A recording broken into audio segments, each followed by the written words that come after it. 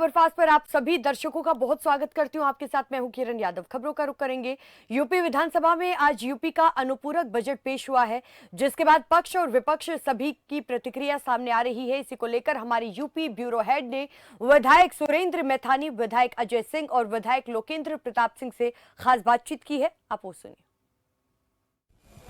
खबर फास्ट के विशेष प्रोग्राम में आपका स्वागत है। मैं हूं अमरेंद्र प्रताप सिंह और हमारे साथ मौजूद हैं सत्ता पक्ष के दो विधायक, माननीय कानपुर की गोविंद नगर सीट से विधायक सुरेंद्र मैथानी जी और गोंडा की करनालगंज सीट से विधायक अजय सिंह हमारे साथ मौजूद हैं। सत्ता पक्ष लगातार जवाब दे रहा है। आज प्रश्नकाल में गच्चा शब्द बड़ा ट्रेंड किया। मुख्यमंत्री जी ने कहा चच्चा से कि माता प्रसाद पांडे से, उन्होंने कहा कि आखिर आपने चच्चा को गच्चा दे ही दिया। तो उसके बाद खड़े होकर चच्चा यानी शिवपाल यादव ने भी कहा कि हम तो 3 साल आपके संपर्क में थे, गच्चा तो आपने भी दिया। नहीं, देखिए, शिवपाल जी को वास्तव में गच्चा दिया और उनके साथ बहुत ही ये अन्याय हुआ है। जो अखिलेश जी ने, मुलायम सिंह यादव जी और शिवपाल यादव जी ने समाजवादी पार्टी को बनाया था और अखिलेश जी का सारे चैनलों में दिखाई दिया था किस प्रकार से वो अपने पिता मुलायम सिंह जी को धक्का दे रहे हैं, समाजवादी पार्टी पे कब्जा कर रहे हैं। और आज उन्होंने मजबूर कर दिया है शिवपाल यादव जी को कि वो किसी प्रकार राजनीतिक, जो उन्होंने जवानी के दिन पूरे अपने दिए समाजवादी पार्टी को, और आज ये हालत उनकी राष्ट्रीय अध्यक्ष उनके अखिलेश यादव जी ने कर दी है। अब वो किसी तरह अपना समय केवल व्यतीत कर रहे हैं। और वो बोले, जब 3 प्रश्न आगे बढ़ गए तब उसके बाद बोले, उनका अब मेरे ध्यान में आया।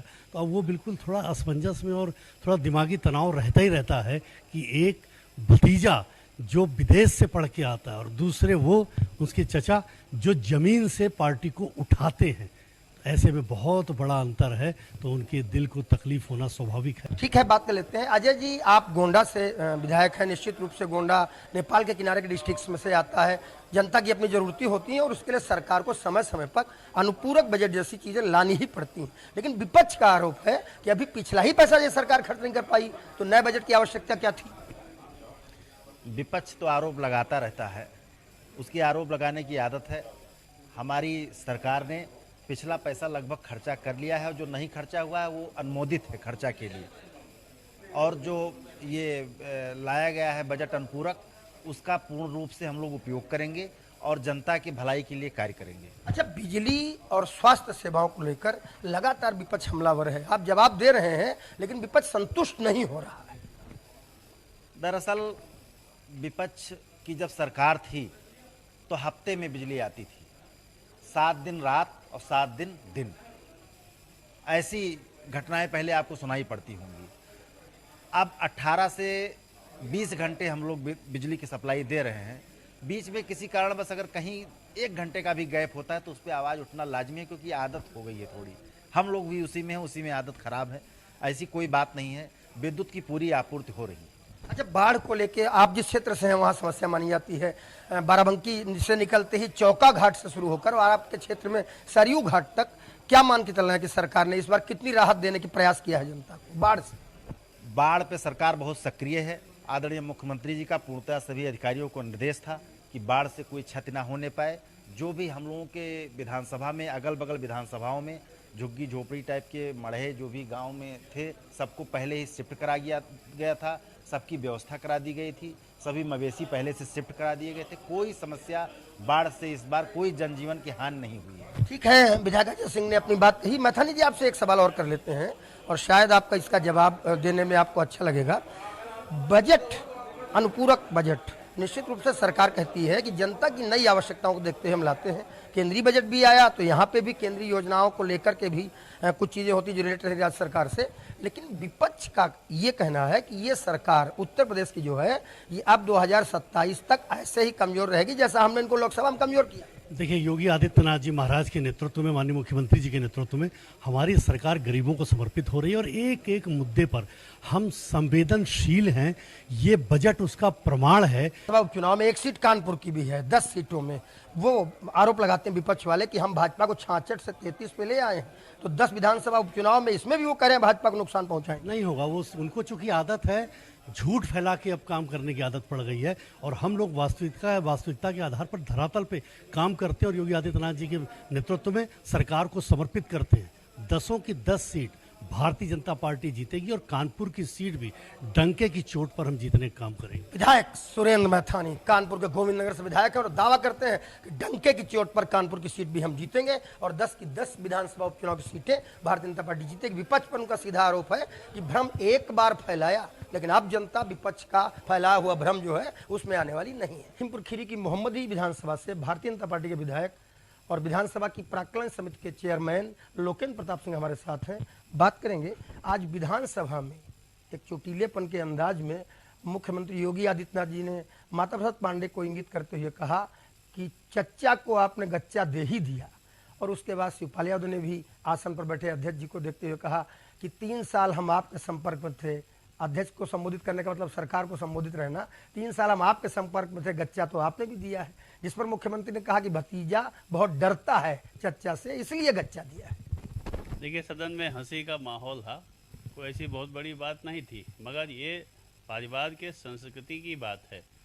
जो समाजवादी पार्टी के अध्यक्ष आदरणीय अखिलेश जी हैं, वो उनके संस्कृत में है। वो आदरणीय मुलायम सिंह जी का सम्मान जब नहीं किए तो शिवपाल सिंह जी का सम्मान कहाँ से करेंगे। शिवपाल सिंह जी का हक बनता था और उनको बनना चाहिए था।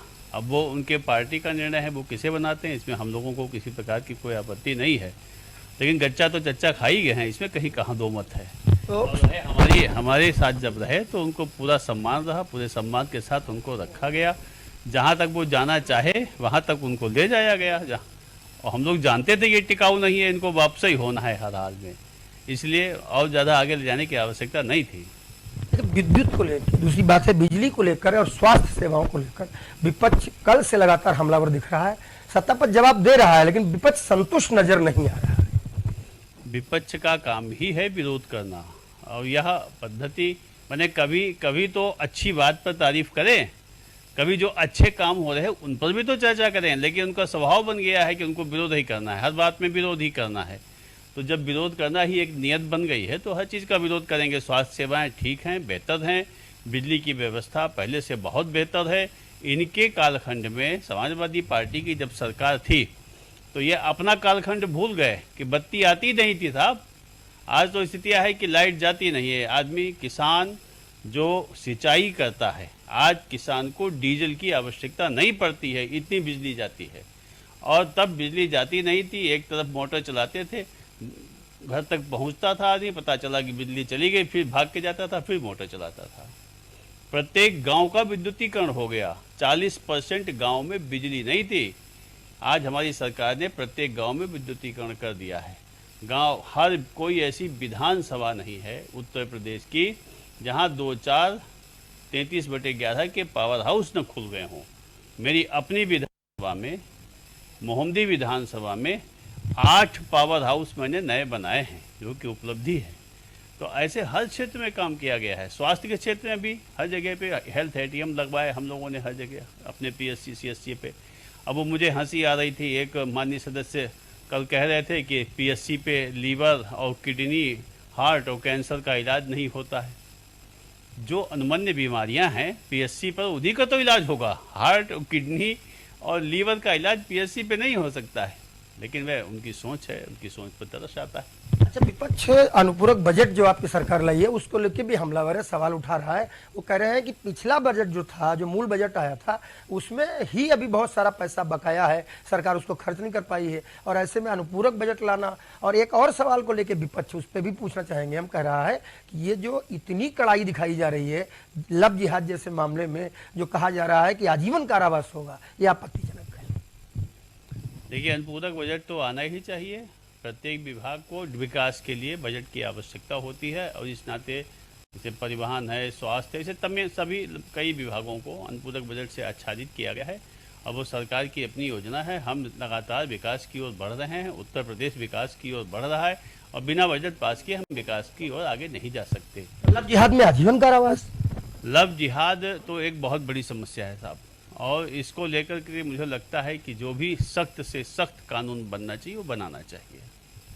विधानसभा की प्राक्कलन समिति के चेयरमैन लोकेंद्र प्रताप सिंह, हमने सीधे सवाल पूछे, उन्होंने साफ साफ जवाब भी दिए। लव जिहाद को लेकर उन्होंने कहा कि ये बहुत बड़ी समस्या है और इसको लेकर जितना कड़ा कानून हो सके वो बनाना चाहिए, और उनकी सरकार ने बनाया भी है।